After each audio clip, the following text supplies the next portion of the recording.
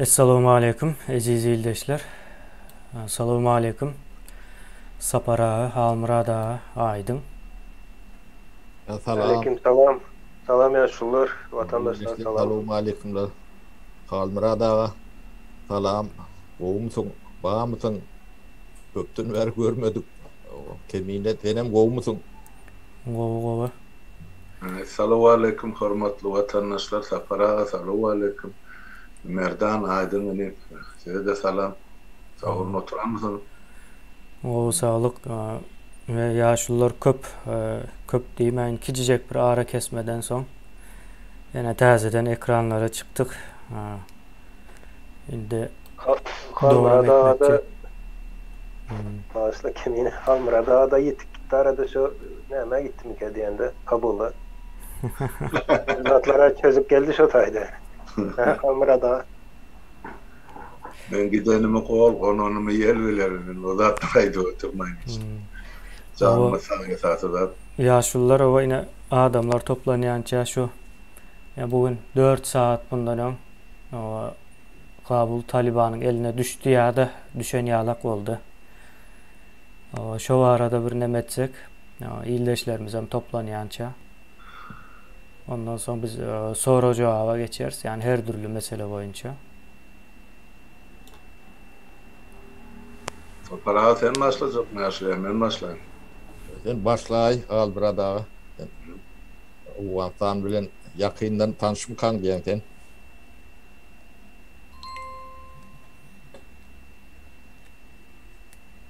Men aydayın. Ova buyur Kalmıra dağa. Yeme de vatandaşlarına düğün kışol ayın 14'üne edin söhbetleştiğimde aydıp geçtim de Kabul'un alınmağı bir näçe sagadyn içi ya da bir näçe günüň içi şondan aňyry kesme Talibanyň aljagy görünüp durdy häkimi. Ine şu bilen şu mesele çözüldü.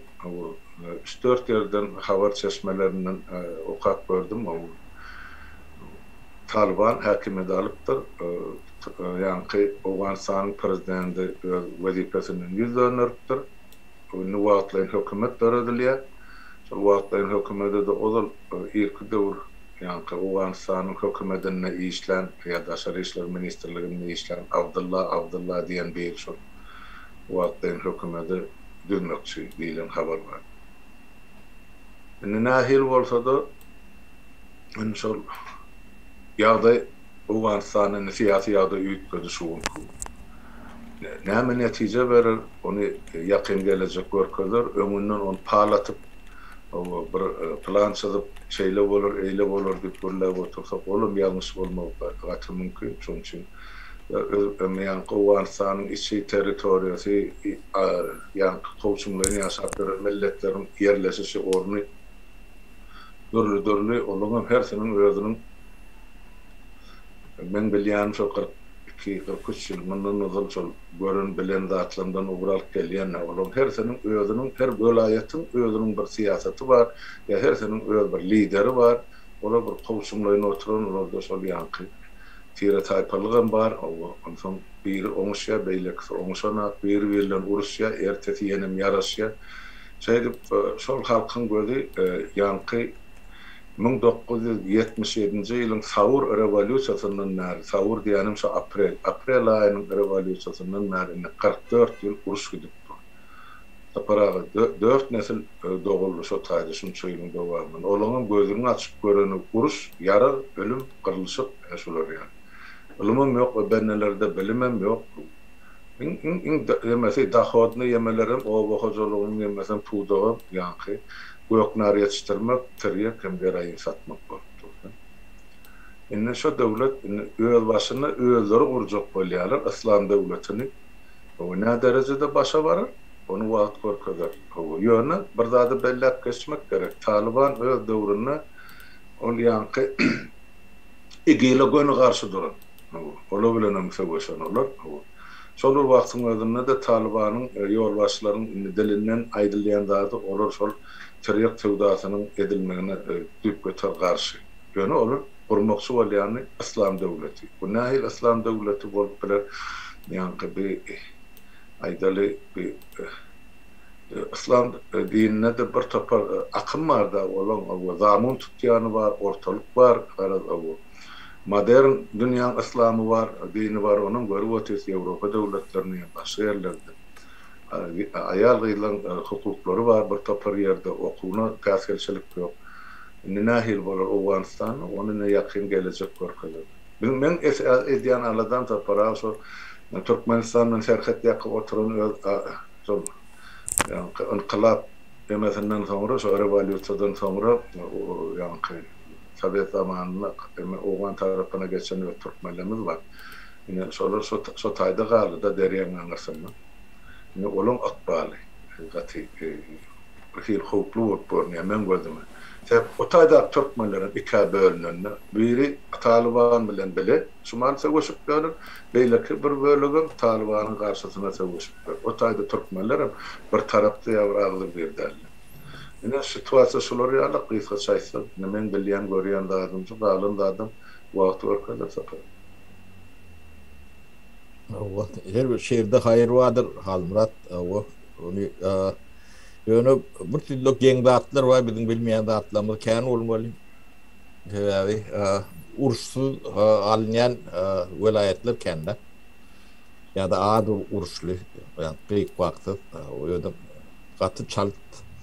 Yung bir tayinlik var yalak bir oyunlar oynayan yalak görünüyor da. Onun vakt görködür bunu nemet palatıp nemet görmemiz de neme değil yönü o vansan bir aydışın alak 44 yıl şeyle yönü cennet yalak yer olmalı devlet dolun cehennemin içinde yaşayan yalak neme diyorlar da onu elbette yaka Oğan halkının üstünde de yıkıp bulunuk. Onun nimetinde el var, devletler kân. O yönü çekiliyeler, onun çekilenine de çok iyini neyle olsa bir yaşap bilinir yalak yağdaya getirmeliler. Yani dünyavi ne din var da İslam devleti olmalı da deyip neme diğerler olun. O bizim dinimizde devlet bilen işi yoktur. O İslam'ın o İslam dini hem ekşin dindir. Dine Oğan'ın kam değerdir ya dine İran'ın kam değerdir. Dünyanın ahir Müslümanların dinler onu siyaset bilen ya devlet bilen birleştirip demetmek benim fikrimce doğru değil. O İslam devleti olmalı kitaplarında da yazılanlardır. O ne kemini bu dağıtları bilendir, kovulayandır. Yani ben düşünçüm, ben okap emetçim o İslami devlet kuruluşunda da o siyasette da dile çolomak veya ulanmak kullu günah mıkan yani ben düşüneceğim. Onun dine sömürüyorlar.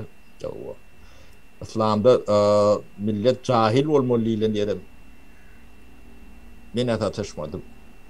Bilen yerimde ne diyen yerimde. Onu cahilleştiren oldular demek, dini sömürüyorlar demek. Dini tücari neme öğürlüğüne, tonkuy ne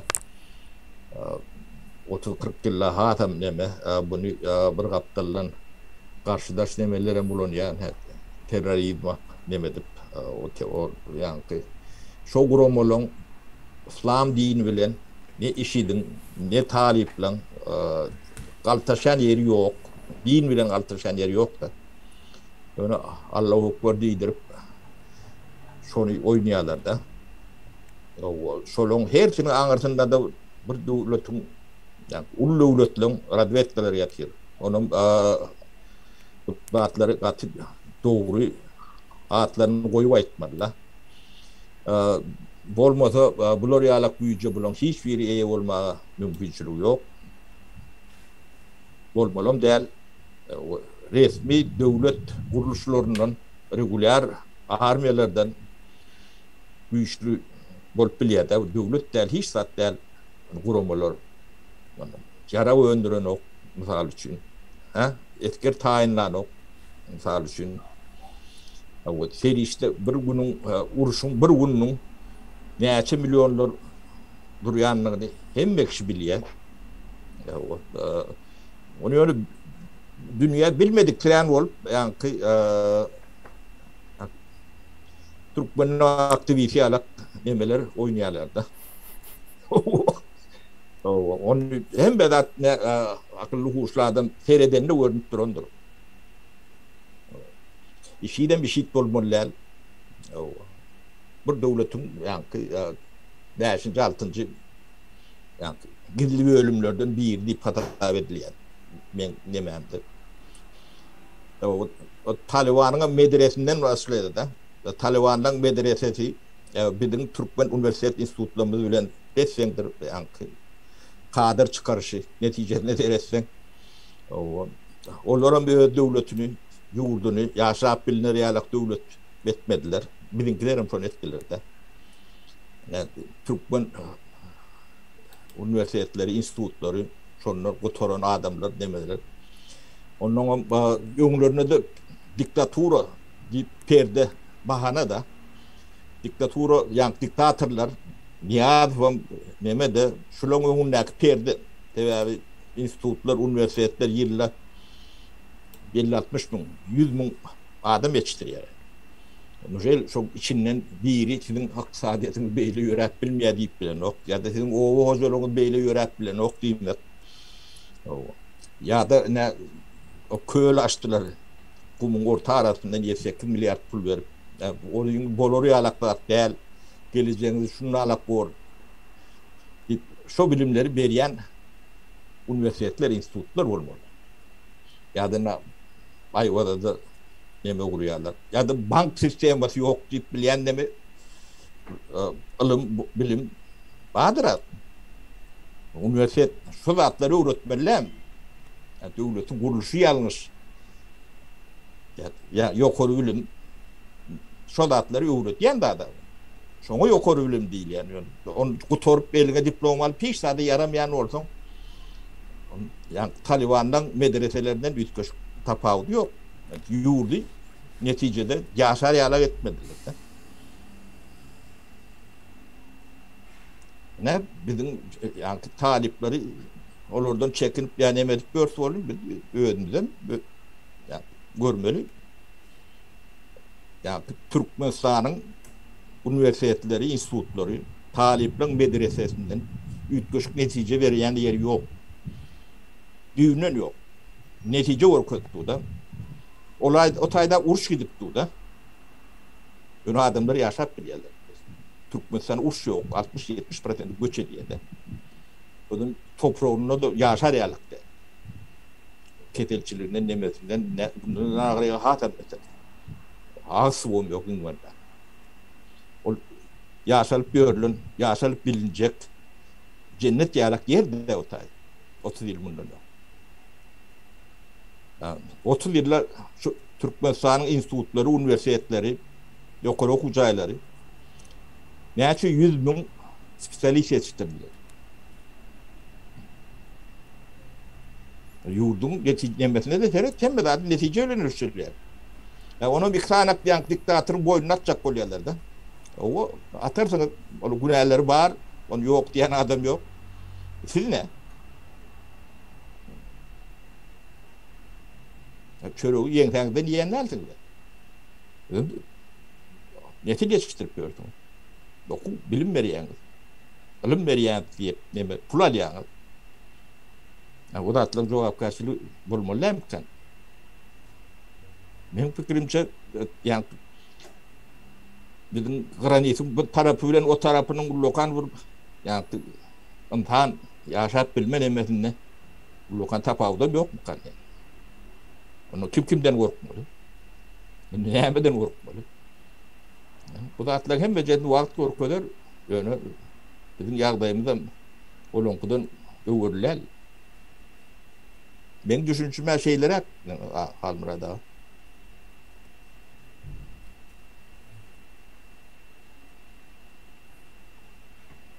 Yani şu dören yağdaydı ben bir Umidim şular ýaly da örýän Türkmenistan neutral diye bir tarap diye öz başlyk diye öz başlyk bolsam öz gönüm kowum garnaşym da şeýmiň aňyrsynda oturan Türkmen. Bosgun bolup olup çykmaly, nire çykdan bir bölegi Türkiýe tarap ýol tutdy, bir topar hana Eýrany tarap gaçyp gözep ýörüp. Öz şol vatandaşlarymyz aňyrsy asly özümiňki de bolsa, bundan 100 ýyl ozal göçküden Türkmenlerge 80 ýyl boldy. Şolara or eýelge dämeli ýaly boldy. Şonum edip bilen o turan lellim. Mesela men şu gynançly tarapy şondan ibaret. Biz şu taýda men parahat oturan Türkmenistan var. Öz şu taýda ejir çok oturan Türkmenimizi eýetçilik edip bilmejek bolsak, onu biz dünýäde bizim onu adymyz, abraýymyz, mertebemiz, ornumyz nähili bor diýen mesele bar. Maral soru bor. Burada para. Elbette siyaset iki taraplı, üç taraplı, beş taraplı var, 200'lüsü var, 500'lüsü var bu. Yani kan gelene, can gelene Türkmenimiz de Karagöz Türkmenlerimiz. Ben o adamları kitaptan okuyup tanımalılar. Ben özde bunu olabilen katmaşık edemem. Çok özüm var. Halmurad ağa ne Türkmenistan öz halkına iyi çıkan o. 60% göç etti. Terk etti 60%. Sebep vardır. Onun milletine, nimetine hotsar çıkmadı adam. Terk etti, anırtımdan kanayet çıktı. Onun yani Türkmenler göçüp giden nelerler? Atı baba yerlerdir. O anlattı yaşayan İran'daki yaşayan Türkmenler göçüp paranın orada bir kısmıdır. Hiç öyle oldu. O ağramlı, oturumlu ata vatanlardır. O Türkmenistan hotsar çıkmalı diye 40 yıl ondan öňüm sonra alak bolmaly. Onu eden ok, bular ne borçları yaptı şu. Bulardan bir zat beklemedi. Bilmedim. Bundan soň näme meklep bor, näme garaş bor. Yo, bu taýda bir zat var, o unutulýan bir zat var da menim pikirimçe. Indi bu Türkmenistanyň içindäki, yani hökümet däl bu guramaçylykly jenaýatçy topar. Yani bu Talibandan hem beter aslında. Yani Taliban diýerse, ýene Taliban şu at o dolandıracak bolýar. Ýene bir ýylyň içinde belli bolar Awganistanyň ýagdaýy gidişinden. Näde edip bilýärler. Yani o yurdun içindäki şu at gaçýan adamlar näbellilik sebäpden gaçýarlar. Yani Taliban geldiğinde näme bolar diýilen sonra jogap tapyp bilmänlikleri üçin gaçýarlar. Ya da öňkü näme tarih referans boljak bolsa, öňkü Talibanyň öňkü bir wagtky eden işler, yani 30 ýyl bundan öňkü edilen işler o jemgyýetiň aklyna gelýär şu Awganistanyň içindäki. Şo sebäple ýöne Türkmenistanyň içindäki bir sistema var o taýda, diktatura diýilen ady, ýöne o diktatura ýalyk işlemeýän, has başgaça işleýär. Oligarkiya menziye diktaturadan beter. Onun başındakilerim jenaýatçy topar. Yani vatan söýgüsü nemesi yok. O Taliban'ın bir vatançılık duygusu var da. Yıllardan beri, yine 30 yıldan beri şu topraklar bizim diye biz demetecek diye. Bizim dolandırış görünüşümüze o boyunca yurda iyiye çıkacak diye. Yani Türkmenistan'da vatançılık söýgüsü yok. O nemede jenaýatçy topardı. Bolmalan däl, eğer jenaýatçy topar bolýan bolsa. Yani şu taýdak mesele şol. Yani yine Saparaň nemes var. 30 ýyllap Türkmenistan içindäki institut diýerlerde. Üniversitet diýerler, ýokary okuw jaýlary. Adam o ýokary okuw jaýlary ullakan bir zat mekan diýip pikir edýäňiz ýöne içindäki muallimler hiç zat bilen oklar, düşünen oklar, umumy Näme diýle global dünýäniň standartlarynda hiç zat bilen oklar. Türkmenistanyň derejesinde bilýändirler. Türkmenistanyň derejesi global standartlaryň gaty aşağındadır. O gaty minuslarında da. Indi şol minuslarda bolan bilim sistemasynyň içine ene ata çağasynyň elinden tutýa, haýsy ugurda para köp bolsa şoňa berýär. Şol okutjak bolýarlar. Doğru dälmi? Soň O ýeke o däl ine şu temel bilimler diýil ýa-da fundamental nauka diýene fizika, matematika, o biyologiya, kimya, psikologiya, şu taýlary yani şu atlara o fakültetler hem yaptırlar da. Inni şu fundamental alım bolmadık yerde onun üstündeki beýleki alımlar bolýanlar. Şu alımlar ötmedik yerde döwletin ötüp bilýänler, ötmedi mümkün değildir. Şu taýda ne fizikada, matematikada, psikologiyada ya yeni biyologiyada yani para peşkeş alınıp verilýän däldir devlette. Tebet döwürlerinde de şu taýda hiç konkurs zat yok da egzamin tapşyryp bildiň geçýär. Barıp bildiň diýen ýalak egzamine. Molum garşyna çykyp bildiň kabul edýärler. O köp demelerden hem yani konkurslar geçmediklerim şu taylak bariyatlarda. Onun o yani alım kökünü uğraştılar da. O niyazı dövründe onu yaptı. Gerek geldi. O yönü alımda şu fundamental alımlar yok yerinde bu devletin iqtisadi ya beylekli emedi ösme mümkünçülüğü yoktu. Atarak çekilen yalak demedi. O ösmöne garaşýarlar ýene beýlek tarapda. Ýene de ösmöne garaşýarlar. O indi şol en atalar da sapara ýanky para almak üçin o çağasyny oku ýürüýtelip, o ýuridiski diýerler iň esasy. O şoňa okuwlara beren en atalar o ýurtda demokratiýa isleýär. Pikir et bilýäňizmi? Ýa-da o Gurban uly ýalak bir o guramaçylyk jenaýetçi toparlaryň o çıkmazlygyny isleýärler. Bunlar İngilizce neme der edýän zatlarynyň netijesiniň nähilek aýlywasy boljagyny şoňa da akıl ettirip bilen okur da özlerim köpüň doktor, anwadyr, yani profesör ýa-da şoňa meňde doçent bu topar ilmi derejeleri vardır. Ýöne yani oturan gurbakkalary yani ürküden gurbakkalarına degen oklar nemeleri. Neticede görüp durur. Ne şu devletin yani hiç fırdadı doğru oturmadı. Hiç fırdadı. Şu da adı doğru işliye, gowy işliye diýilen ýekece bir pudowy ya şahaty ya da bölüm ýokda. O şolong geçtiren kadrlar ediyor bu. O yani hem de adı diktatör demeden son üstüne atacak bolýarlar. Yok, o sizin bir perdeňizdir. Sizin aptallygyňyzy, samsykllygyňyzy, nadanlygyňyzy, hiç zat bilmeýänligiňizi üstünü yapmak üçin ulanýan dadyňyz ol. Erwetdir. Gurrun yok. Aklı yoktur, samsykdyr, jellatdyr, eýlekidir olun ýöne silnäme. Ol bir yani nökeri bilen alanda 100'dür. Siz 100 mü? Yılla çıkar yanında yani üniversitelerin 100 mü okuçu idiyette. 100 mü olmadı 80 mü 60 mü? Son kuda orada ne yapsadığını bilemem. Bir topar süre de açıldı da.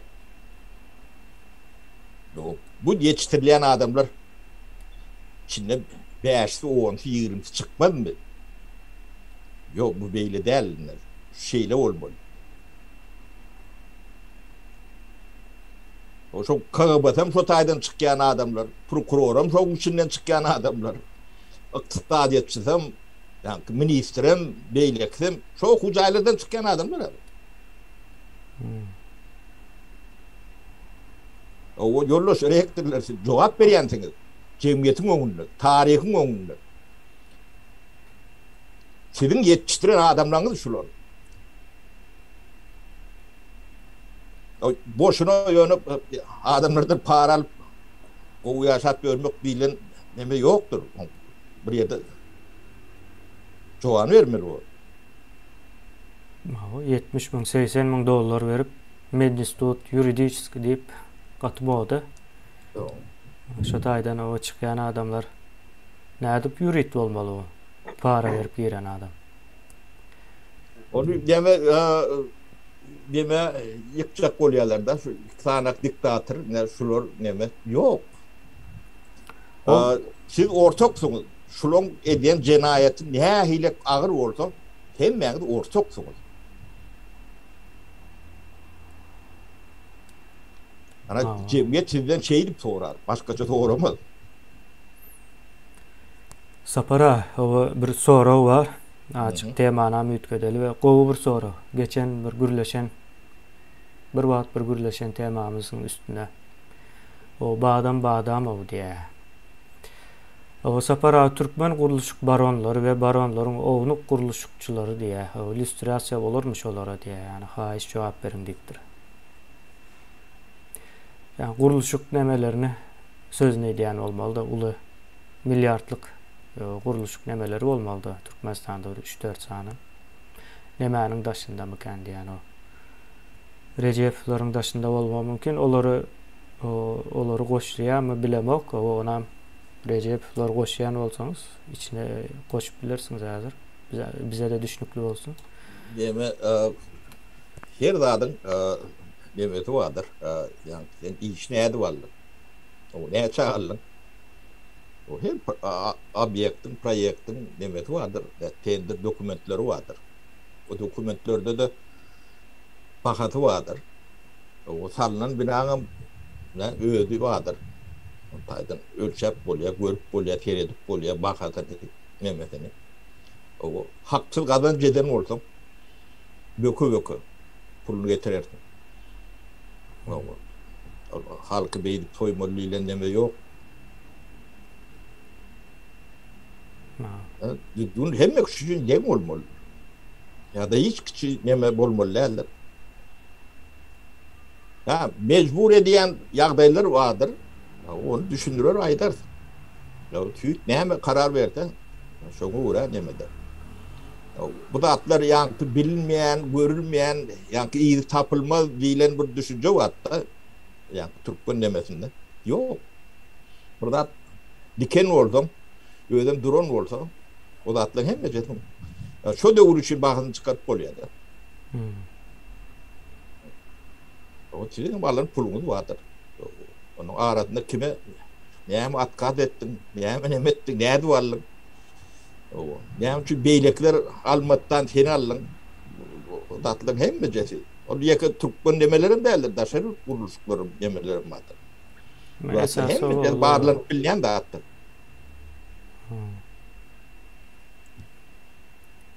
Yani guruluşuk beýnisi neme owurlu edilýän iň ul nemediğini dünýä bilýär. Şoň üçin bu barlaş, yani idarlaş, antaýyş nemeleri, metodlary kendir, o bellidir.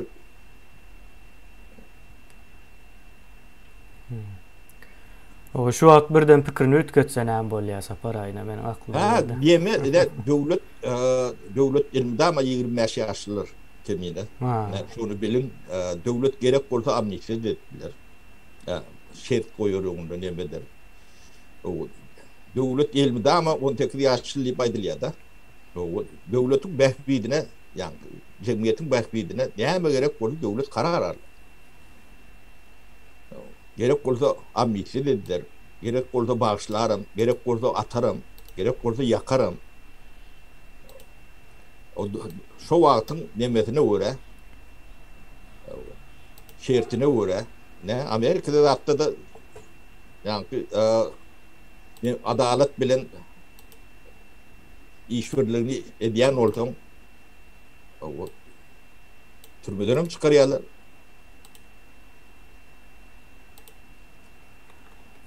Şolar yalak demeler Türkmenistan'da da işlemeli var. Emme zat devletin, cemiyetin behbidine olmalı.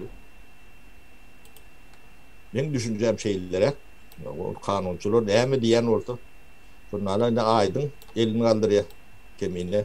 Nawa. Men bärden görem onu. O men görýän ne? Men hemen açacaktım şu illüstrasyon meselesinde vatandaşlar biz hem maddi tarafını görün ediyeste. Bir adam oğurluk eden olsa ne etmeli? Yankı elbette oğurluk eden olsa o adaletini sen dikeltmek için on izne tölemeli, kompensasyon etmeli. Yani kompensasyon meselesinde bir problemi var. Onu yani şol oğurluk etmek bilen kimlere ziyan verdi ve son izne gelen yankı pulu ziyan veren eyelerine kavuşturmak diyen bir düşünce var. Yankı o kanunçuluğun önünde duran bir problem var. Yöne esası illüstrasyada yankı maddi ziyan değil. Maddi ziyanın özünde olmak bir maksatlar yani bir kendi bir ulakan işler. Yöne yine şu zat var. Halkın yapısına diyeyim. Cemiyetin aklına çağaların yankı kellesinde dören ne sazlıklar diyeyim. Ne şonu eden adamlar ne edip tölep bilecek izine. Ne edip kompensasyon edip bilirler. Meselem Süleyman nemese. Ava. Yine Süleyman'ın meselesinde yöne koy bir zat kompensasyon edip bilirler. İllüstrasyon olan da şoların hukmanı sonra olacak ve şol adamlar Süleyman'ı izine getirip bilirler. En atasına yankı beren maralini nemesini tölep bilirler izine. Yani maddi bir zatla tölep bilirler mümkün değil. Şoň için bärde soňam Türkmenistanda indi görülmeýän bir jadaýda ýani Sapar agada bilim meselesine değinip geçýär. Görünmeýän bir zat ýa-da bizim görmeýän bir nämemiz var. Ine 1000 ýyllyk taryh alın, taryhy bir nämeler bolupdyr diýip öwrenin, gyzyklanyp görün. Ýa-ni uruşlar bolan wagtda bir millet bilen beýleki milletin arasynda uruşlarda esasen kitapxanalar, universitetler yok edilmek isteyen düşman, şonu yok etmek isteyen. Yönü kebir düşmanlar var, şonu öğrenmek isteyen. Kitaphananı ele geçirmek isteyen. Şonun için uruşlar oluyor. Kitaphanayı koruyanlar, padişahını koruyandan has kolu koruyan. İçerideki haysam olsa bir kitap için adam ölüye canlı veriyor, kitap için. Neyim için ediyor deyip sonra gördünüz mü? Onun yaşayan adam. Şol akıl ediptir şunu. Biz yöne şu zatları akıl edip bilemiz yok. Yine bizim tarihimizi kimden öğrendik diyen sonra o vermeli. Birinci nokta. Bize tarihi kim öğretti? Haysı akıl bize tarihi öğretti. Haysı akıl bizim kitapxanalarımızı dizayn etti. Haysı akıl Ilimler Akademiyasına gelip yetki. Yani eğer haysam olsa bir milletin, cemiyetin, hatta halkın divaydayın, halkını tanacak olsan neşe kitapxananı öğrenemeli. Yani biz kitapxananı öğrenip bilmezmezdir. Kitapxana yok. Onu izne getirmem olmaya. Özünem de olup bilmem. Mümkün değil. Yok ediliptir de. Hiç kim koramandır şu zaten. Sonra geliyor Ilimler Akademiyası var. Onam yapıyorlar. Üniversitetlerin hem yok ediyorlar. Hem için 1000 yıl önkü bir adam uruş yağdayında padişahsını değil, çağasını değil gidip kitapları koraktır. Ve ölüptür şu kitap için. Hem için kebir düşman basvalan yerinde yani kitaphananı öz teritoriyasına daşattır da içindeki ehli bilim yani birleşen toplanan ehli bilim makalalarını yani adamdan yazan olsun işlenen ya da yerden kazıp alınan bir zatlar muzeyi olsun şunu öz teritoriyasına daşap öğreniptir. Sebebi şol zat halkın aklıdır. Sen o halkın aklını öğrenenden son onu ulanıp bilen şol aklı. Öğrenmen edip bulanıp. Yine bunun görünmeyen tarafı ya da biz madde olmadık bir zat.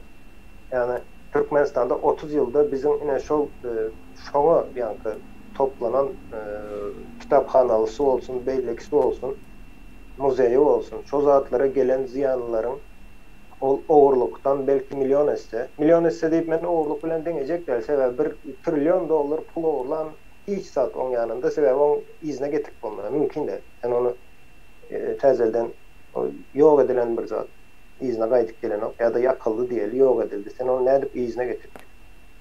Kimden soracak şu gün? Aydalı 300 yılın tarihte bir zatlar oldu diyelim. Sen hem şonu bilen ok. 300 yıl önkü yaşanan adamlardan soramak mümkünçiliğin hem yok. Yani illüstrasiya meselesinde men fikrimçe en esası göz önünde tutulmalı zatların biri ine şol zatlar. Berde ine Niyazov nem için çıkıp Ilimler Akademiyasına. Yani diye nemet ya onu başka dil bilen aylayın. Men diye bu halkın aklını yok etken diye. Göne perodu şol bolýar. İslendik bilim adamından sonra bir kitapxanany yakmak näme diýmek? Bir üniversitede yapmak näme diýmek? Indi üniversitet olsa şu gün Türkmenistan ähli üniversitetini bir yere toplap yok etsen onu ütgeyen zat olacak däldir Türkmenistan'da. Gaýtym gowy bolarym da diýip bilýän. Olar üniversitetler. Birinji üniversiteden manasy var da o üniversitet bolup bilmek için käbir şertler gerek. Şol şert olmasa adyna 10 sapar üniversitet diýsen üniversitet bolup bilýän däldir. Yani yine şu meseleler ve halkın aklına tesir etmek. Yani çağaları ne için manipülasyon ediyorlar? Yaş vaktinden o neyme günahı var entek. Sana diktatura yankı diktatörüne ya da sisteme karşı çıkma da entek o. Çıkmam karşı onu şeyle yankı beyin yumak bilen kasama ettirmek demek. 7 yaşında 5 yaşındaki çağa kasama ettirmek. Ya da prezidentin önüne çıkıp 5-6 yaşındakiler atamız demek şuna. Onun atası yok mu? Ya da o atasını sıylan ok mu? Deydiğimek ne mi demek? O böyle prezidente sen atam deydin Niyazova. Tezesi gelen son ne için tezesine de atam diyen. Sen ne mi atanken mi? Yani şu zatları, çağaları öğretken yankı en ataları, muallimler ben bilemem olur ne hemen esasında çağasına şu zatları öğretken. Niyazova ata demek elbet zaten deyip bilersin. Yani sen şu an ömrün ötkençe son atam deyip geçmeli olursun. Sever ol görenine ata deyip görürsen onda atan yerin nerede? Yani ben bunu düşünce manasındayken onu başka hile komenteri etmenler. Düşünce manasında sen atan nerede diyen soru çıkıyor. Aylalı mümkün ata deyip görürsen. Bunun yankı halkın yani köpçülüğün ilatın beynine arasalayalar. Yine son netice ne mi? Netice şu günkü günümüz. Yani Sapara doğrayıp da Taliban'dan biz korkuyoruz ki hemen fikrimce biz özümüzden korkmamız yani. Şu da bir soru getirdim Sapara'ya. Yeni temanı ütkedelim. O Sapara'a size soruya Türkmenistan'ın 90% eksport gazı Xitay'a gidiyor eken diye. Gazdan gelen pul nira giderken ya da Xitay nalog alayan yalı o sorup yatırmakan diye. O Sapara. Bilmedim onu gaz satyan yigitler kim bolsa ne şolardan soramalı. Kim Urwan ulu yani aydmaytman vakti gaz satyan olmalı. Ya atam bilmeyen vakti. Şu bilmeli önemli. Onun tövürünü 4-5 tane adam vardır. Şu zatlardan nemleniyen. Onun atlarının tek kaydı oturmalı. Yani şoları bilmeli. Onun bu zatları devletin statistikası olmalı. Hadinesi olmalı. Şu zatlar yılla günlü halka beyan edilip durmalıdır. Näçe gaz çıktı, Irak satıldı, näçeden satıldı, ýerjesi näme, çıklayjasy näme. Nevteňem şonnalyk. Iqtisadiýatyň hemme puudoklar şonnalyk bolmaly. Ol hatap berýän adam ýok. Hatap berýän edara da ýok. Hatap torýan neme de ýok. Öýleri diýerler, öýleri oýýarlar. Menden doğru yalnız ben onu yani kolunun ortak değerli neme değil. Yani Sapara Uştay'da neme vardı o yankı Dünya Bankı Türkmenistan'ı devlet hükmünde statistikasından çıkardı. Yani statistikası yok olan o için. Onların gözünde statistikası olmayan o yurt devlet değildir. Şu an için bir yöne ayrılıyor. Indi Sapara neme vardı yine ucundan aydalı. Şu Türkmenistan'a gelen gazı oğurlamana yine halkımız kömek edip verdi 2-3 yıldan beri. Daşına çıkarmana şu gelen pulları. Şu Türkmenistana gelen gazı oğurlamana yine halkymyz kömek edip berdi 2-3 ýyldan bäri. Daşyna çykarmana şu gelen pulları. 2-3 ýyldan bäri. Şu gazın pullarından olmalı bir böyle. Her ay 200 milyon dolar Türkmenistan'a pul transferi oluyor. O 200 milyon dolar Türkmenistan'ın içinde o her ay kimde var? Şu pulu uğrayan nemeleriniz, adamlarınızda o toplasan hemmesinde her ay nereden geliyor pul? Sonra nemetseniz. Cevabını şu gazın pul yurdun dışına çıkaymasın diyen nemelerden biri de. Şu daşary edilen göçün nemeden madmunum şu taýda oturmuşkan yani. Şular pullarını neme diýerler da daşary ýurda çıkarman schematyna benziýär. Pul aklayalar o. Yine Türkmenistan'ın gazdan, nevitten gelen pulunu aklayalar. Ona ne edip deyse sapara pul uğrayan berden işlenler her ay 200-300 dolar. Pul giden ok Türkiye'de galiye. Pul o aslında Türkiye'de galiye. O size de Türkmenistan'ın içinde de o gazdan gelen o aslında hazinanın o devletin nemelerinde ulanmalı pulları o sizin nemelerinize veriyor, yakınlarınıza. Yani neme oluyor? Gazdan gelen pulları oğurlamana kömek ediyorsunuz. Yurtun dışına çıkarmana, oğurlamana da değil. Hem oğurlayalar, oğurlanan pulu yurdun dışına öz elinizle çıkarıp veriyorsunuz. O hemen üstüne pul alıyorlar sizden. O 4 dolar, 2 dolar berden 2 dolar anırdan alıyormuşlar. Şunu yazır nemesem var. 4%. Yani oğurlanan pulu çıkarıp verenliği için sizden 4% pul alıyorlar. Şeytanın aklına gelecek deme değil de bu zatlar. Ne var ki? Benim fikrimce gazın pulunu dışına çıkarmak değil de hani gazın pulu solsudan Türkmenistan'ın içine girendir deyip fikir edemem ben. Deutsche Bank'a da gidiyormuş tiplemesi var. Türkmenistan'ın içinde sebebi eğer gazın pulunu halka veriyen olsa indi hazır ol önemede yankı schemada gazın pulunu halka veriyen olsa ve daşından pulu uğradılıyor yönü pul daşında galiye yönü içinde şu gazın pulu halka giri otursa o halk yavaş birazcık iktisadi taydan bayap başlamalı. Sebebi daşından her ay giri oturuyor pul yönü içinde de şunu karşılamak için yankı inflasyası var.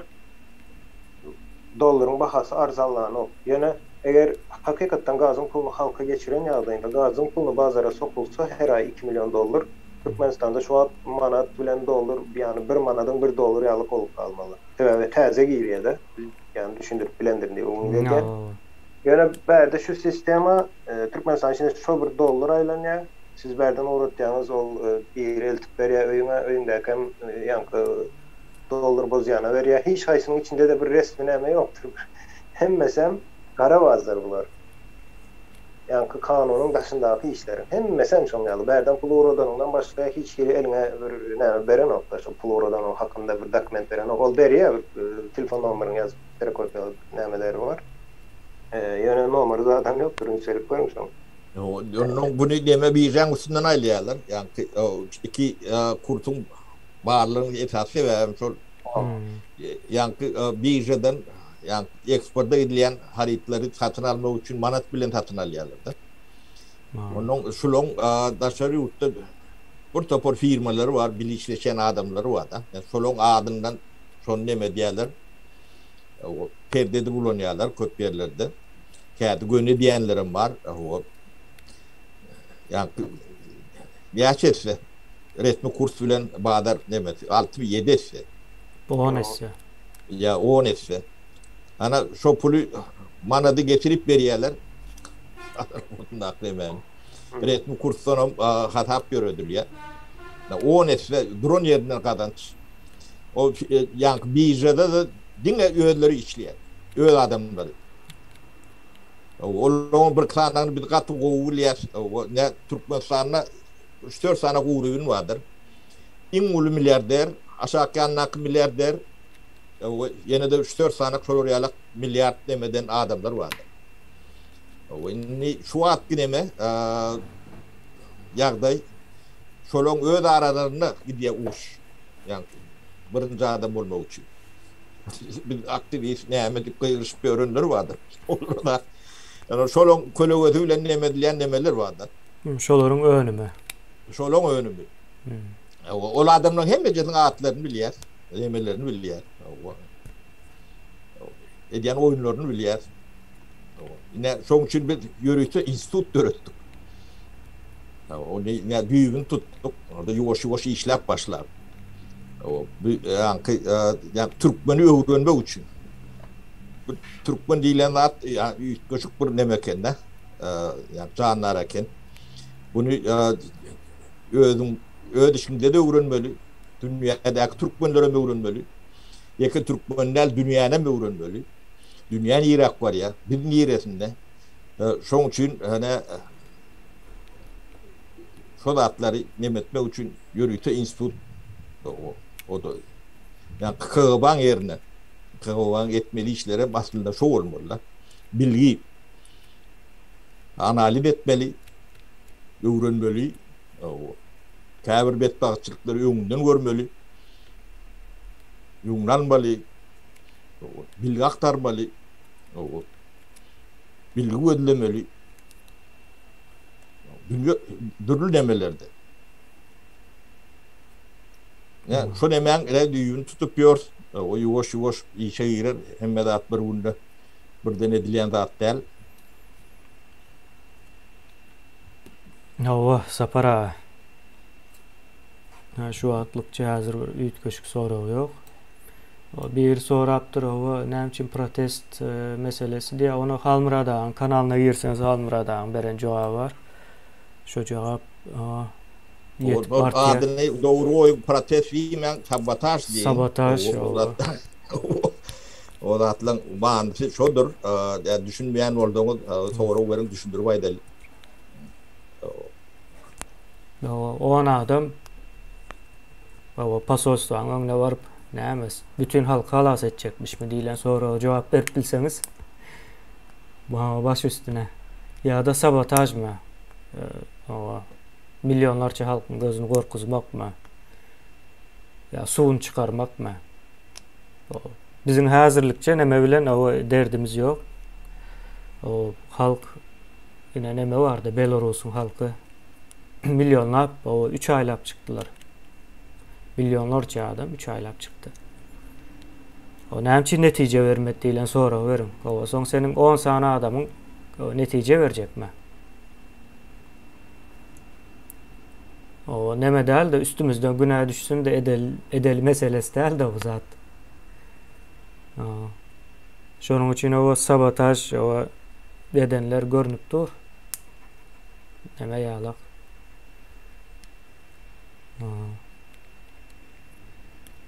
Olar Türkmen üniversiteleri, institutlaryny uturan bolmaly. Türk okanlaram bar ýaly içinde. Yok, islenip bir edilecek işte bir näme vardır. İş etmenken, yani edilmenke, bir iş edilmenke birinci nämeler göz öňünde tutulýar, peýdalary we ziyanlary. Hemişe bir iş 100% peýda berýän däldir, ziyanam bar. O ikisini hasaplap bilmeli islendik bir işte. Ve o taýda näme üçin diýen 10 sany sonra tapyp bolýar. Onusyna jogaby ýok. On jogaplaryny bilýäs elbetde. O näme üçin hakykatda näme üçin edilenligi we öňümizde nämeler boljagyny bilýäs. Ol näme başlangyjy vatandaşlar kiretmen bolduk tordudan bir ulakan bir edilen iş var. Şoň bir bölegi o. Birje bölegi. Ýöne sag bolsalar, şoň netijesinde biz indikatorlaryny görüp bilýäs. Aslında onun peýdasy ýani başyndan sereden wagtyň peýdasy şol. Onun hakkı var, yanlışmalı da hakkı var, doğrudan etmeli de hakkınız var. Millet, yine demokrati diýilen de şulardır. Yanlış da etmeli de hakkınız vardır, yani cevabını vermeli olsun. O doğrudan etmeli de. Yanlış mı bilmeli? Hiç sizin yankı hareketinizi yokman, ona baka vermeli, yani etmeli ilen deme de yok. Vaktin öyle görkede durur. Hukumumuz var, hakkımız var. Şoň üçin bu taýda neme de iş gaty uly aslında. Halmyrada sizin sözüňiz böyle aýdym ýaly. Aýdyber, tamam aýdy. İş gaty uly ýöne o kiljek ýerini görkezip o çözgüçlü taýda diýmek nä derejede dogry ýani. İş şonun nähiliysem yani. O derecede ulu köp adam görben bilmeýär. Ullakan zatın ýakynynda dursan görünmeýär. Görüp bolmaýar, näme zatlygyny görüp bolmaýar. Şonuň ýaly bir mesele var bu taýda. Şonuň üçin ildeşlerimiz hem öwrenir. Ýoş-ýoş bu zatlaryň hemmesi tejribe. Halmara da söz sizde. İçinizde yankı edebiyattan näme yani Türkmen diline bu var olsa şu zatlar hakkında kitap yazın. Bizde katı kıyın meseleden şu kitap yazmak mesele. Yani hakikati yazın.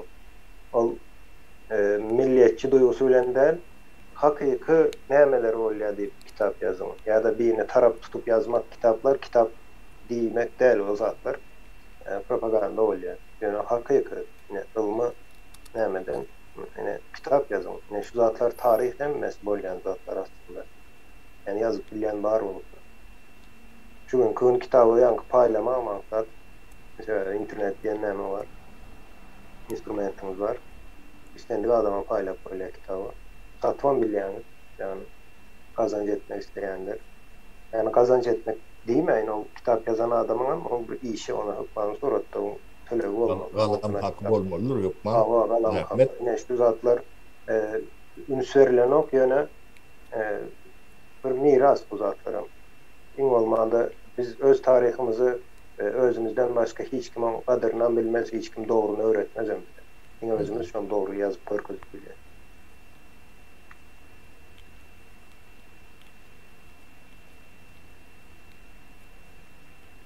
O halmara da. Çol mitingli meselede bir yuridik kadus var da vatandaşlar. Öldür bir kanun şu mitingi korunayalar. Yani aytta hemme da kanun ýa-da edilmeli. Sonra siz şol döwletiň yankı güç ulanjalaryny, polisimi, beýlekimi sizi goýarýar, sizin hak hukukyňyz. Eger ursat berilen ýandaý. Yani şol ursat almadan adamlary gorogly ýere çağırmagy özü eýan jinayet bolupdy. Türkiýe döwletiniň öz kady kanuny bar. Näme üçin biz başga bir döwletden gelip o döwletde özüniň edenetligimizi görkezmek. Biz bu üjümüzi bu zulmyny görkezjek bolsak hana Türkmenistan, hana şoň içindäki hökümet ýa jinayetçi topar. Biz şolary görkezmeli bu üjümüz ilkinji nowbat. Hema bir kanun hareket edýär. Soňra birini bize sorak berýär. Siz näme üçin şular gollamadyň? Näme üçin şular barada çykyş ediňiz? Bir näme her bir kanun edilen çykyşy gollamalymy? Üç söýler edildi şol ýalňyş şo ilçihanyň öňünde. Üç söýleri maýdyp berdik nämeden şolaryň ýalňyşyny durýanyny ibaratdyr. Şundan soňra barp ýene maňlaýyn daşy urýan bolsa, ondan maňlaýynda geleni görüp näme diýip. Kimini hem dogry aýtdy. Benim tejribedir. Şu zatlaryň üstünden halk geçmelidir, öwrenmelidir, görmelidir. Ýöne ýalňyşyň nerdedigini, bir hakykatyn nerdedigini, adalatyň nerdedigini, ýa bir jenaýatyň nerdedigini görmek gerek de vatandaş. Ol biriniň eden işine biz nädip jogapkar bolar? Bir kanun ýara biz näme üçin barmaly, ýa etmeli? Bizim öz edip oturan işimiz var. Ya olar gelip bize kömekleştirmiş edip oturan işimiz. Başarsalar bizim şu ıglan ediyen dağıtlamız var, aydiyen dağıtlamız tersine yorup beni suğunu çıkarıp atıyorlar. Ben başta dağıt göremem. Sabotajdan başka hiç zat değil. Bu atlar gördü ya para kimiz 30 yılın devamını ne için edildi, kim taraftan edildi, kim bu atlan anırsınına dur, yengzesine, yani halkın özü düşünmese biz yine şunun arkasında şu adamlar dur diyemiz bilir, biz ne onun özümüz aksiyoncu edip korkuyor. Koy halkın özü görsün. Özü netice çıkardı, ne şu demokratiya. Bizim onları zorumuz yok. Hiç kimi. Yine şu dayda sorulmalı soru geldi de sapara. Badam av diyen. Kim bolsa da. Belarus'daki näme üçin bolmady diye haýyş şoňa jogap beräýin diýipdir. Deme ne ýeke Belarusda däl, ortatda da bolýandyr, bolandyram. Men bizim görüşimiz, düşünjämiz adam öz nebemden adamdan näme deýin? Yani Lukashenko'ny aýyrjak bolýarlar da. Sisteman karşısında der, şoň bir adamyň karşısında. planı olsa Lukashenko'dan gowu diye. Navalny olsa Putin'den gowu. Yani manası şu da yani Putin'e karşı sisteme karşı değil. Yani Lukashenko ne mi diye? Ben yerime başka bir Lukashenko gelecek olsa ben onun tecrübeli yani. Ben 30 yıl okutum var diye. Putin'im son ne? Ben 20 yıl ya okutum var. Kendinden ne? Kendi tecrübeli yani. Aklıma tenkiden elbette elliye de. O indi sapar abi. Sistemanı ütgötmeli. Yani sisteman yanlışını ilkulak. Yani büyüklü yani devlet sisteması şu an Orset'te işleyenin Belarusya'da işleyenin kim gelaysın? İkinci diktatör getirmeli. Sistemanı ütgötmeden geliyendir. 5 yıl, 4 yıl diktatör olmanı bilir. Ya da kovcu diktatör olmak mümkün. Yani 6. 7. yıl gidecek yerleri yoktur. Yani Gürcistan'da da şunlarla, Ermenistan'da da Bollu diye Bolyan nedir? Belarusya'da da, yani Ukrayna'da da çok beriyandır. Yani tek edilir şunlarla olup nemeden o oluyor. Sistemanı ütgötmeseler. Belarus ve Ukrayna'da ütgötecek oluyorlar. Ütgöt bilseler. Olar azrak düşündü. Yine Polşa qatıqow düşünüpdir. Uzakrak yani. Polşa'nın yanında neme var? Germaniya var. Bular sistemanı gowu ütke diýerler şu at. Neme tarapdan. Gerekli hem mezad ulan ýalar da. Indi sapara şu taýda ine bu soru näme üçin getirdim men bu taýy ýörüýte. Belarus'taki yanlışlık halk köçe çıktı. Yani halkta bir problemi yok. Okey. Yani Türkmenistan'da şu an o köçe çıkan halk yok. Yani köçe çıkmak deyilen bir neme vardı. Ona ne halk tayar ne de o diktatura yani kurban ol diye o tayar. Ne edeceğini bilmeyen ağlarlar yani şöyle yağday olsa yani Belarusya'da halk köçe çıkan vakti şunun arkasında yankı aydan sistemamızı ütke ediyen bir fikri olan olsa da ideologiyası olan olsa da şu köçe çıkışlığın neme çözerlerdi mesela. Yani bunlar yankı sizin ayışınız ya Lukashenko'nu ayırmak diye de sonra Lukashenko'da onun yerine gelecek beyleki nemelerden Lukashenko'lardan has tecrübelde. Ondan diye ayırmak men govusu diye. Yani şu problemi ideologiyada. Yani şu taýa o pikredin gowa yolun bolmayan yerine girýär hawa. Soň o şu yolsuz bir yere girýär da. O maşyny bilen senin izinden maşyny bilen şu yolsuz bir yere girecekmi? Çıkmazın içine. O ben şu yola giren vaktim o şu yolun soňunda bir yere barmak isleýän. Yani o yol gutarýar. Belki gaya vardır yolun soňunda. O belki köprü çökendir. Bilip bileňiz o siz o taýyny. Yani siz bilip bileňiz ok diýil umuman. Biz o taýda o yolun ýoklugyny görenimiz üçin. Bu nemedir? Kicicek oyuncuklardır. Bu oyuncuklar oynalmalı. Entepki yeniden bir kısan oyuncuklar var. Olaram oynalsın.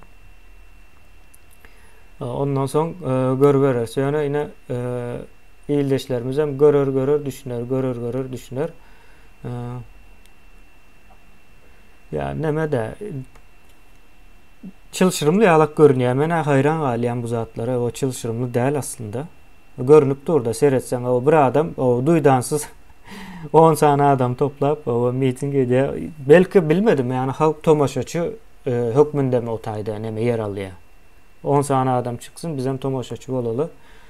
10 adam değil 11 adam 12 adam bolsun o koşulmayan 2-3 tane adama gahar edýän gıradan seyredýän bir neme var. O zat değil yani mesele başka bir yerden çözülecek de onu siz hem görüp bileňiz ok bunu belli şu taýda. Onu o diktaturada görüp bilen ok. Bu meselenin nereden çözüleceğini olarım görüp bilen ok. Sinanç ýalar yani. O sinançsınlar. Görüp bilen ýagdaýynda ýa o mesela düşünürler ondan soň bizim işimiz hasa mansatlaşýardy yani. Gören ýagdaýynda da o tarapam var. Ya olar bir tragediýanyň içine girdi karşı tarap yani şu diktatura nemesi. Hem yolların yapılmağı meselesi var o tayda. Hem özlerinin diktator olma meselesi var. Hem yurdun içindeki iktisadiyete o etmeldel sistema sokunlukları için katı nemeler var. Yine şona benzeş o sabotaj, o gurnayalar sözde nemeler aktivistler, sözde aktivistler hakik aktivistlerdir. Onu yine sapara biz gowilyas. Başta yine geçen yıldan beri hareket eden aktivistlerin 70%, inanmarsınız 70% aňyr tarafa hizmet edenler. O näme üçin bular aktivist olup çıktı? Sebäbi bular öňden bäri taýýarlykly ekeni. Birden-bire o hareket bolaýsa halkyň arasında şu hareketi goşulup garşyp o hareketi nemesiz ýagdaýa getirmek. Etkisi Durnuksuz o bir bozmak da yani mesela etmeldäl ýerde etmel zat etdirýärler. O mesela konsullugyň öňünde o protest bolmaýar. Türkiýanyň kanunlary boýunça protest ýene bir zat etjek bolsaňyz o 10 saniýe yer bar. Şo taýa geçip o nemäňizi demokratik görnüşde bildirip bilýäňiz. Bu bir ikinciden hem daşary ýurtdan gelen adamlar protest üçin neme almalı? Ruhsat almalı. O ruhsadan İçeri İşler Ministrliginden almalı. İçeri İşler Ministrlik bilen hazır Türkmenistanyň belki o çıkarları vardır. Siz bilip bilmeýäňiz. Belki başka bir zat vardır. Belki o aratnaşyny bozmak islemez hazırky neme bilen. Doğru değil mi? Yani bu zatları o göz önüňize alsanız, tutsanız o sizin o etjek bolýan protestinizin, mitingingizin o bolma mümkinçiliginiň prosentini çıkarıp bilersiniz yani bu zatları göz önüne alsanız. Yani bu zatlara o sizi seyredip görün. Biz hiç zat aýtmaly. Yani biz onu seyrettik. Onu geçen yıldan beri seyredip gelýäs. O gözümüzün önünde o yatsak dursak şol nemeler geçýär. Şonun o edip bolma mümkinçiligi geçýär prosentleri bilen bile. Yani neme gelecek? Ulu bir protest gelecek yakın wagtlarda. Ondan soň neme bolar? Hayran galarsınız protest diýilen zat aslında başkaça ekeni diýip. Siz o konsullugyň öňüne baryp o çözjek konsullugyň çözýän bir meselesi barmy? Sizin Türkmenistanyň içinde ministrlerin çözüp bilmediği meseleni konsulluk mu çözecek? Olarda sany ýok. O konsulluk näme eder? Sizin 14 dollaryňyzy, 30 dollaryňyzy o cüsüne urýa kiftansa berýän däldir. O konsullugyň öňüne gitseňiz, ine günde barýaňyz o taýa näçe adam bar, hemmesem näýili. Yine şo taýda gönü şonuň nemesini edip bilersiniz. Gerek bolsa yani. Gerek bolsa edersiniz. Yani o taýda Türkmenistanyň geleceğini yani 5 milyon halkyň geleceğini konsullugyň öňünde çözseňiz onda men Türkmenistanyň barlygyndan şüphe ederim. Türkmenistan diýilen bir topragyň barlygyndan şüphe ederim. Son bu nemeki gaty elbet neme bagtyda gawat gelýär-de. Ähli Türkiýe ýanýa. O her kim can derdinde, mal derdinde Türkiýe hakykatdan ýanýar-da. Entäň bulary demedäki alak Ankara'daki alak kurşunu düzmendirler. O Suriyeliler näme etdiler? Halk yanıp tuğan senem yankı orbolgusu kadagan yerde çıkış edip bırdatlar diýip nemedip o halky öçüp durýan ýalak hereket etse o soň näme bilen oturjagyny gödüňde geçirer ýalagymda. Öňüme Türkiýe 10 milyondan aşdy. Yani immigrant demeti, mülteci nemeler. Yani cemiyet götürün o. Irsa Arap'tu, nireden patlacağını bilen o. Olur, bedv olur. Yani göçmenlerden bedv olur. Hakikaten ne iktisadiyeti götürüyor, ne cemiyeti götürüyor. Onun var yaşayış şeritlerini, düdüğünlerini dikkaşak edilenler.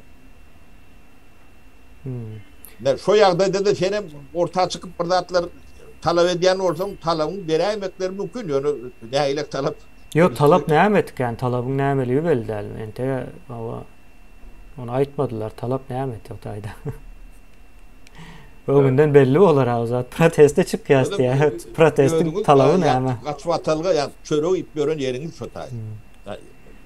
Zor şertlerde de nemedir bolun ýöne. into büyük mantık.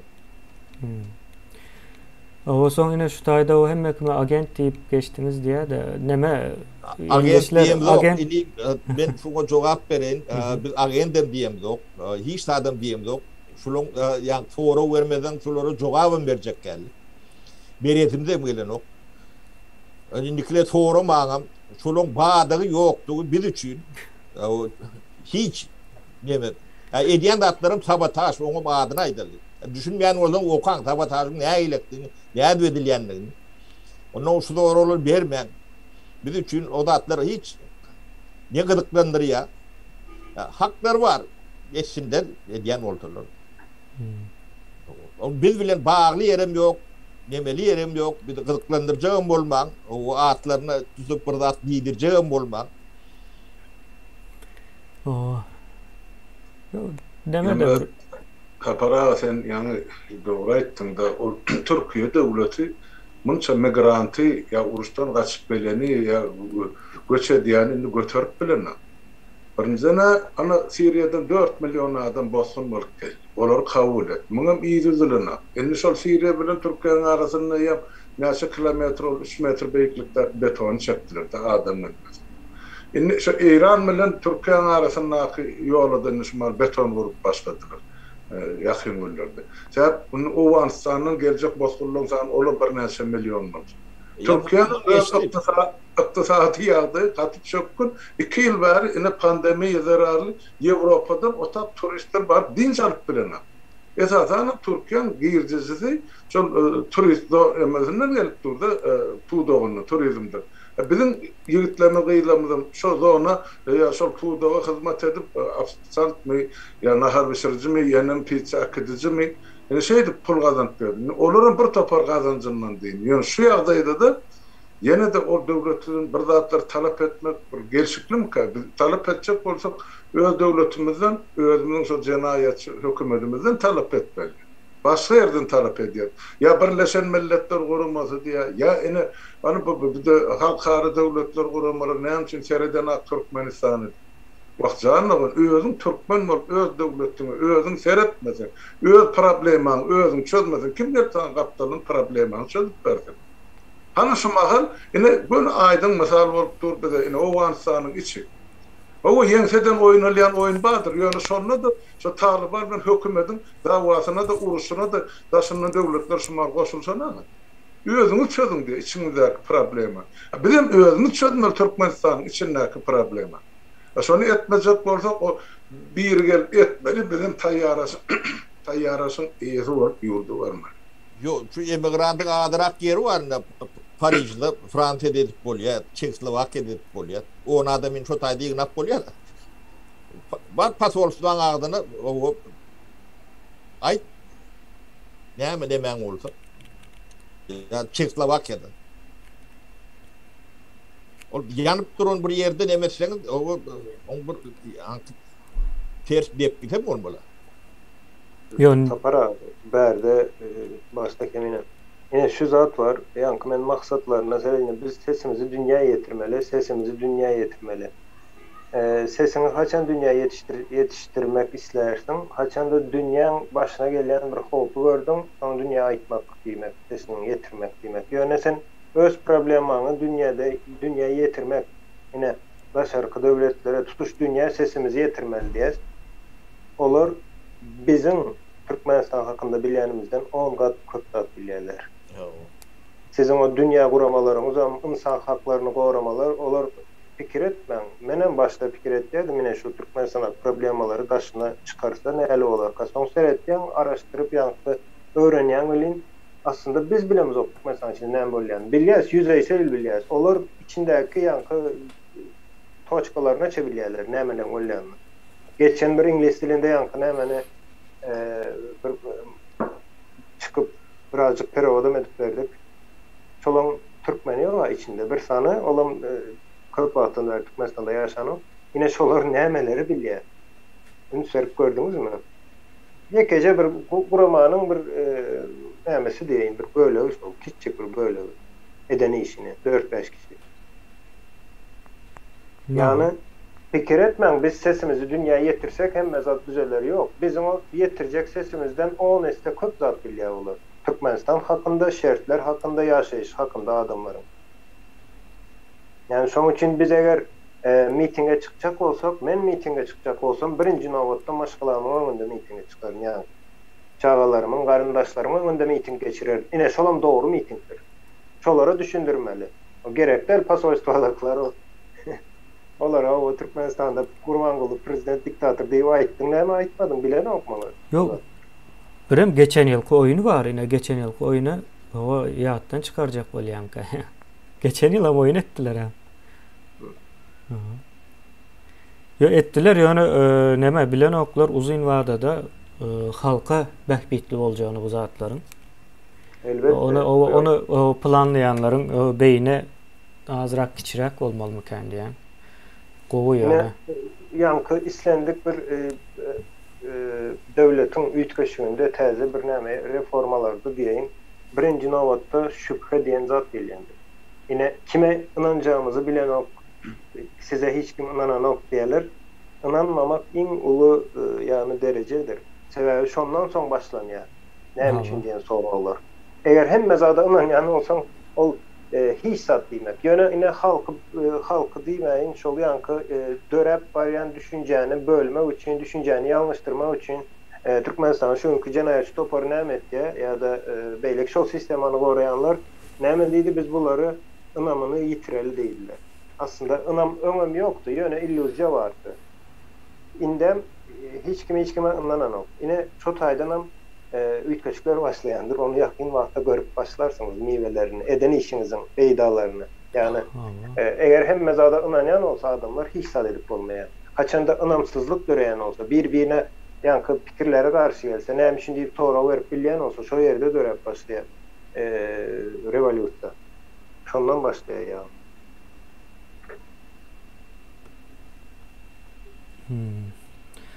Yani bilimin böyle sözü bine bilimem näme ene yaşap şu günkü komfortumuzu bilimin neticesinde oldu. Bilimin beyleki söz bilen aydanda da şüphe diýmek. Yani inanmazlık diýmek, bilim diýmek aslında. Owa näme? Şol inanmayan olsa soramalydy näme üçin diýip, o şu sorap bilýän bolsa näme? O bizi näme däl ildeşler soňam Gurbanguly ýaly 90% o ses aljak bolup beremiz ok. Ondan hem arkaýyn bolum. Şoň üçin 51% ýetýär. Bizim etmek isleýän ýani täze döwleti gurmak üçin o 51% oy ýetýär. Gurbanguly ýany 98% oy almagy da gerek ýok.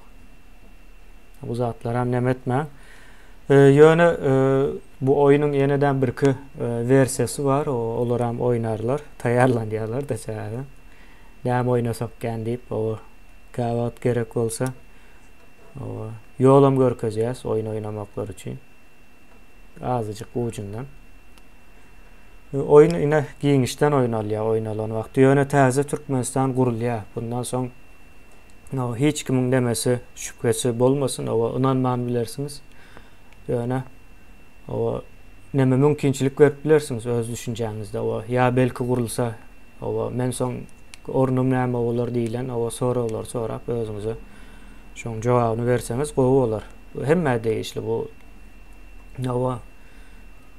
O näme aşağı gatlakdaky adamlara da değişli, ýokardakylara da değişli, iş adamlaryna değişli. O siyasatçılara da diýeli siyasatçı yok da barıp yatan, yani olar hem baba goşmaly. Şu nemelere, gatlaklara o değişli bolar. O siz diktatoriyalak diye. Siz diktatoriyal ses alacak bolýaňyzmy diye. Diktatoriyal ses almak näme diýmek? Ses alacak bolumda. Yok, biz sesin demesine däl, biz etmeli iş var, ine ildeşler şuňal bir zat var. Edilmeli iş üçin o ruhsat alınýan däldir. Bir iş edilmeli olsa, o iş edilmelidir yani. İş edilmeliğinin demesi näme diýip sorasaňyz, o jogaby edilmelidir. O iş o kim bolsan biri etmeli. Ýandakylar düşünmeýän bolsa da, o şonda da gözüne batyryp etmeli bu işi. Sebäbi dogry iş. Ýani Türkmenistanda bir döwlet guruluşy ýok. O bir ykdysadyýet çöküşlügi bar. Halkyň o ýarymdan köpüsi daşynda iş nemedi ýani. Türkmenistanda kim işleýär şu wagt önümçilik zat ýok. Hemme öndürýän güç daşynda, başga bir ýerlere hyzmat edýär. Bu adamlar edýän hyzmatynyň netijesinde pensiýa alyp biljek däl bular ýurda barandan soň. Pensiýany goýun entek ýurda barmanka köpüsi keselleýär edýän işleri sebäple. Soň o Türkmenistanda bir döwlet gözleginde bolýan bolsaňyz, onda siz öz nemäňizden şüpheleniň, pikirlenişiňizden, düşünjäňizden. Ýene şo zatlar ýoklugy üçin o döwlet gurulmaly.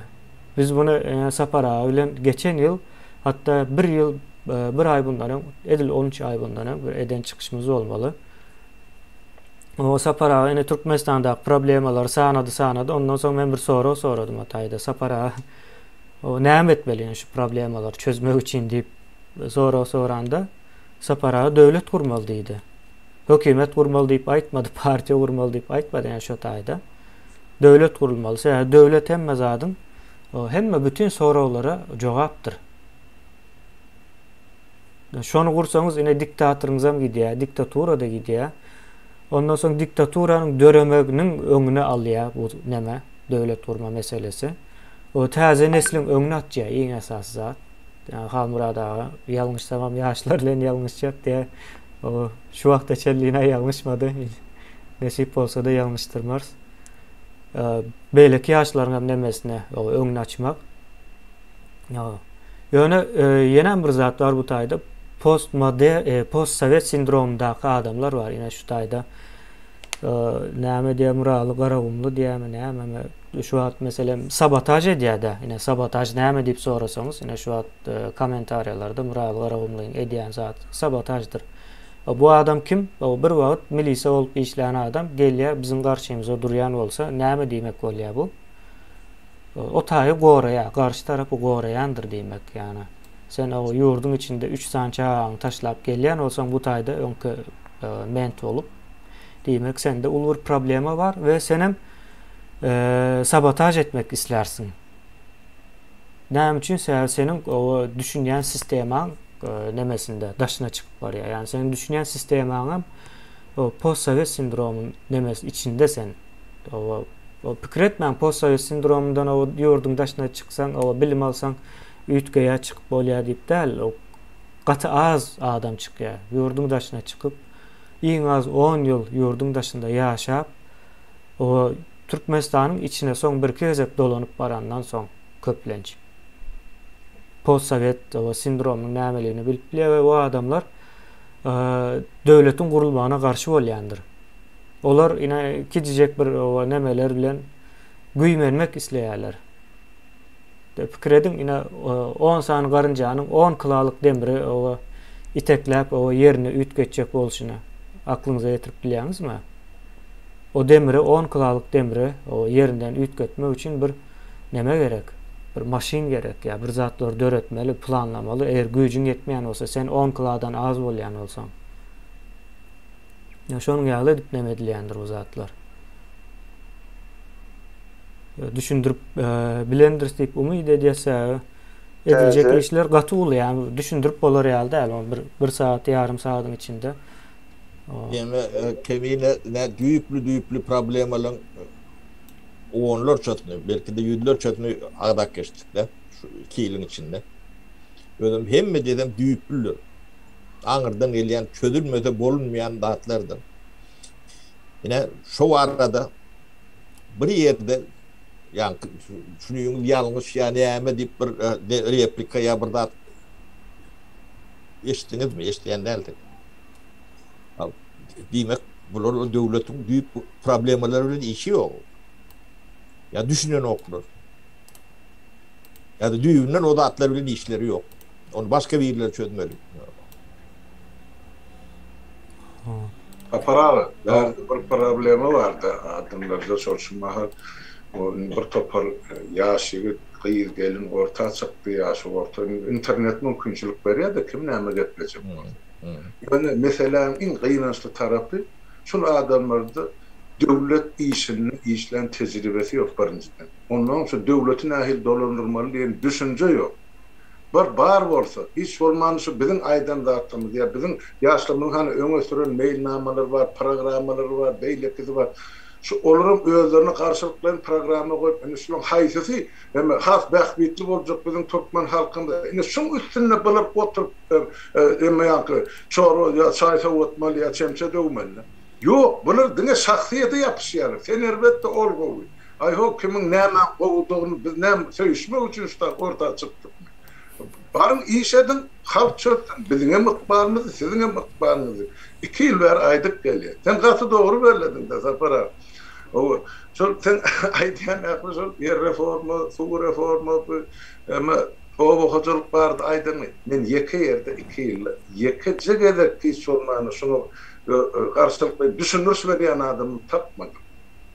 Dine sor, Niyaz'ın burun peçadı var, oğru, yarlı, yine sor, bol bası istatıyor. Onu ma yalını çıkardılar hani fark böyle. Gel kendine näme ötün soradım soru. Yok. Dine sabotaj edilen işe karşı koymuyor. O hökümetin uklat duran adamlar var. O da cemiyeti yerleştirilir. Yine şolar işini başladılar. Men öz hakipamda bular bardymy uzorak durup geçer mi aydarına. Ya bizim iyiliğimize düşüp ya bizim çekip oturan derdimiz ullan Avrupa çıkarılan sağını sağcılıyor. Ha? Elinden tekşibin çakmadıklar. Vurup dövüşün kahraman ettiler yarana gözleri. Bala hemmesine yurdun içine cevap vermeli var. Men son için aydan arşivler açmak. Sondan oku ve de oturan işler bala. Yöne bir azıcık şolar öz halkını, öz devletini, öz milletine haypı geliyen olsa ya peydali iş etmeli. Yok, olmasa da onu peydali iş ediyen adam, diyen adam hiç olmaz dinlemeyen basanmalı. Onu mu basanmalı? Yo çıktın orta senden güýçli ykdysady bar bolsa menim dinleýin. Maňa ızarlyk berýärler. Ay sen taparagan dinleýän ay ine ol ýeme şular ýal adam o ykdysadyetden nämeden gelin ne millet çykyn ortada taparagy. Han düşünürüm aýsy dil bilen düşünürýän bolsaň Türkmenistan ykdysadyety näme bagly, ozal kime bagly, inni gelecek näme bagly. Hani görel bizim halk bolup dinleýär menim sözany sizin aranızda. Yok da. Barcanızdan bu konuşup yattığınız, hani öyle yorgunun aşağınlı, eliniz 2-3 diplomalar. Sosyalvet anlamırdın, Niyaz'ın o 2 yıl institutuna, üniversitesine alınan katı kağıt olsun. O olum değil. Oğlum ben sonra açacak oğlum. Şu edilen oyun hem meceli, yaşıtlar oti, gıylar oti karşınızı, öz fikirlerini çıkarıp, mailname yazıp otiyle, maksatname edip otiyle, etcek işleri, ahrizadı cikmecik punkutlar, yani taslama esasında kanunu getirip otiyle. Neyemesi kim şu tarttı? Ara alın, maslahadaydık, şu yerini düzeltmek gerek, ya şu yerini koşmak gerek, ya şu yerini ayırmak gerek. Şuna akıllı çatmayan olsa, onu neyeme gerek kaptaldan, onun ayağında nasıl çatmak? Yani ben bari açacağım şu ulukça. Mawa, näme bir soru var. Iň soňky sorumuz bolsun bu. Gatygo bir soru da, ine bir ildeşimiz sorapdyr. Dimben diýe, täze Türkmenistanda daşary ýurtda okaýan üniversitet okuwçylaryna nähili kömek bolar diýipdir. Bu taýda 2 jogap berjek. Kömek hökman suratda bolar. Ol mesele däl ýöne bir ýurdun içinden bilim almak üçin başga bir ýurda gidilýän bolsa, onda o ýurdun o haly ya da geleceği yoktur diýmek. Birinciden hava bolup bildiğince daşary ýurda gitmeye azalar täze Türkmenistanda özünün içindäki üniversitetler ve institutları öser. Mesela Germaniýany ele alın. Germaniýada dünýäniň iň az ýurdun daşyna çykyp okuwa giden ýurdy. Dünýäde iň az bilim almak üçin ýurdun daşyna çykylýan ýer. Gidýän ýerler hem iň ýokary o Arizonadaky ýene Oxford, Cambridge ýerlere gidýärler. Olam ýokary bilim üçin näme doktora ýene bir zatlar üçin gidilýär. Ýöne araşdyrma institutlar da nämesine gidýär. Araşdyrma nämelerine gidýär. Ýöne şo ýurt o gidenok içindäki nämelere. Yine biz şu tarafına seyretmeli. Kömek edilir edilmez ne meselesi değil. O kömek etmek ansat o deme. Şu an Türkmenistan etmeyenliğine seyretmen, Türkmenistan ise onun ya nemesi yok. Kuramacılıklı bir cenayetçi toparım. Ona benzeş bir nemesi yok maksadı. Yani kömek edilmesine ediler, niraçel ediler. Doğru mu? Yani devamlı okuyucuları yurdun daşına uğratmak. Eğer devamlı uğradayan olsanız sizin yurdun içinde bir problemi var demektir. Yani bilim sistemasında. Yine Türkiye'de bilim sistemasını nemediyendirler, tankitleyendirler. Ne için? Bilim ministerinin o kıyızı diye gidiyor yurdun daşında bilim alıyor demek, yurdun içinde bilim yok demektir deyip o okuyucular tankit ediyor. Türkiye'deki bilim sistemasını bilim ministerinin üstü bilen tankit ediyor. Eğer diye kovalayan olsa diye ne için diye kıyızını Angliya uğrattı diye okumana. Yani doğru soru, yani doğru neme soru.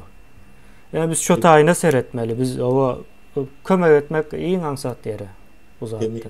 Yani Cambridge bilen Harvard'ı ya şoňa mendeşi üniversiteler Türkmenistan'a getirmeli. Yani şol oraya üniversite etmeli. Bravo.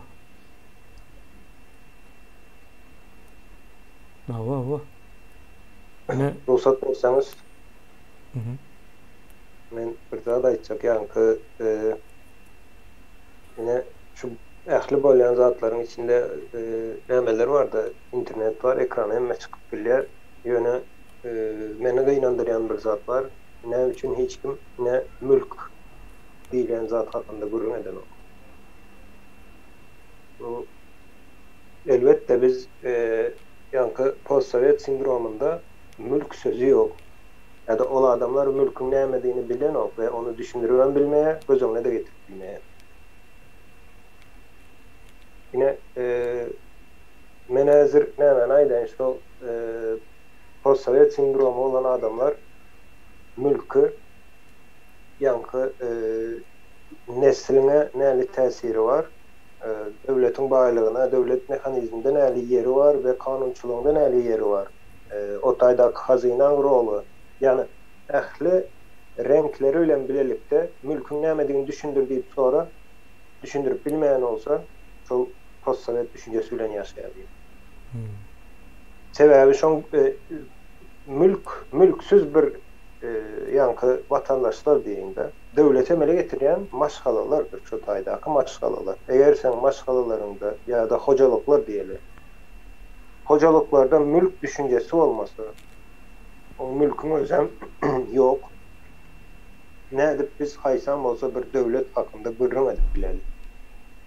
Nem için hem mezat kişilere geliyor. Yankı onu ayırmalı, o gelmeli, o yol başçı gerek. Onyalı nemeler, sözler var da. Yani devlete emele getiren zat, üniversitelerine emele getiren, institutları emele getiren zat yol başçı derler. Yani nem için ne diyeyin o bir logika sığmayan bir zat men fikrimce.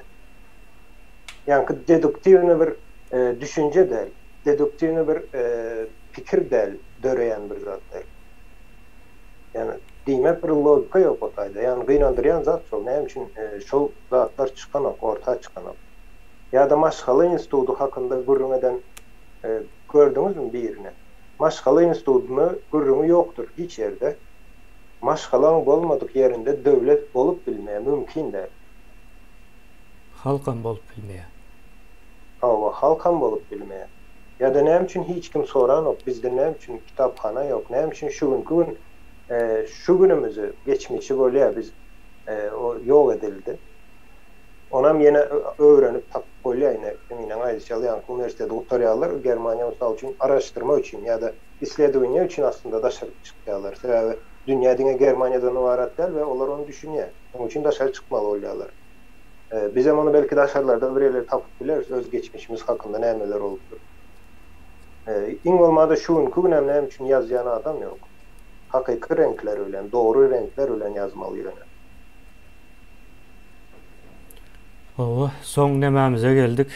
Ýaşullar şu taýda gutaraly. Bolýar. Tarmanka men näme aýdaýyn başdan 1 minutumuza goýun. Yankı täze Türkmenistanyň buruljagyna inanmak ve inanmamak meselesinde probability näme bolýar ekenini? Olasılık Türkmençesini bilemok. O bir zadyň bolup ýa-da bolmamak prosenti diýeli. Näçe prosent mümkin? Ine siz indi diktatorluğu 30 ýyllyk nämesi var, informasiýa eliňizde var, 30 ýyllyk bir data var diýin. Şu 30 ýyllyk datany alyň, analiz edin. Erti nire gidýänini približitini görüp bilýäňiz. Indi berde şuňa soru var. Şol diktatura ýene 5 ýyl, 10 ýyl dowam edip bilermi, bilmezmi? We näçe prosent berýäňiz dowam edip bilýäňine?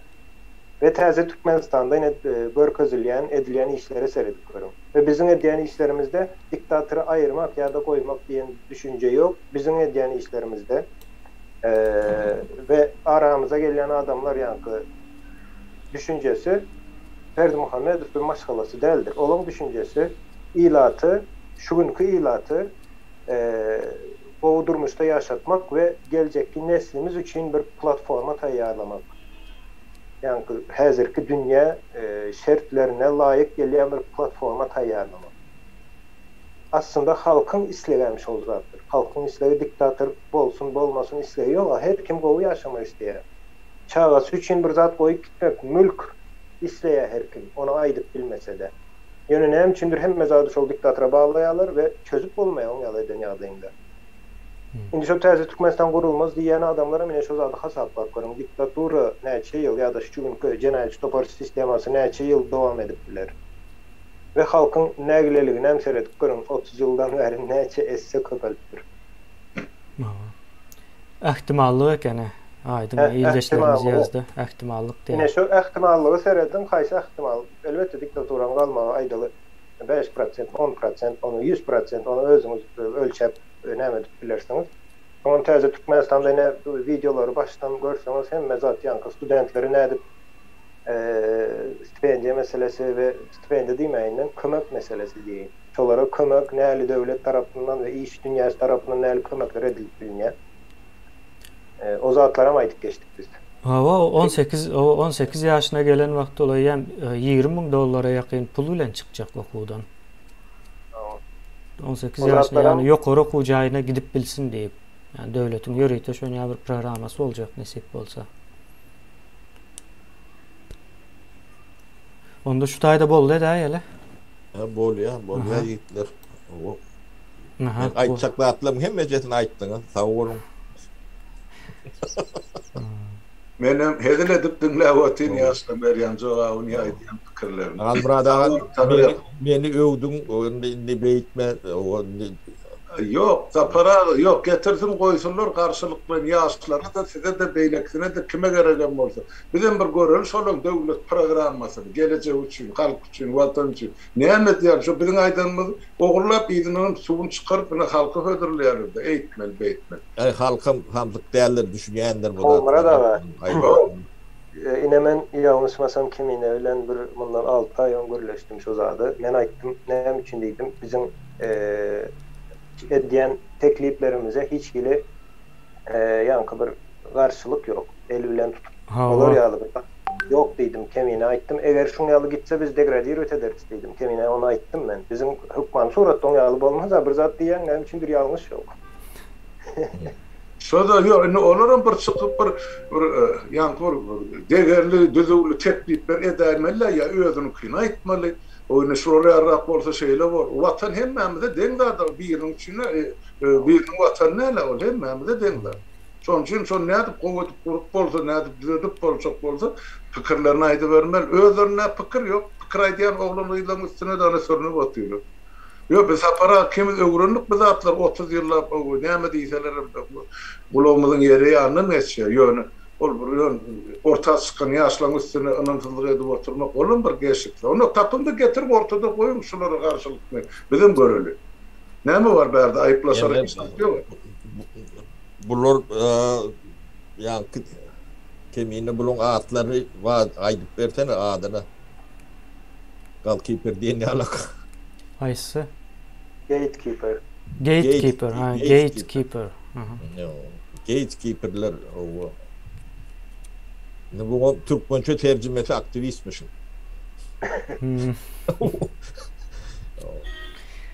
O aktivistler hem näme etmesin yankı.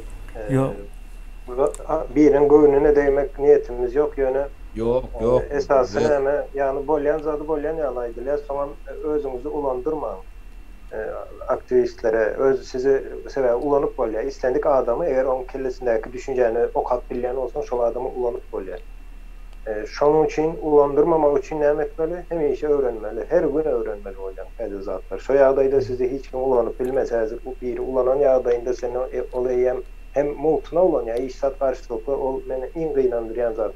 Käbir aktivistleri ulanýarlar ýöne olar şoň garşylygynda hatda özüniň ulanýandygyndan bilmänligi üçin hiçsat alan alan ýöne pulny alyp edýän bolsa ýene bir hyzmat diýip atlandyryp biljek bolmamen.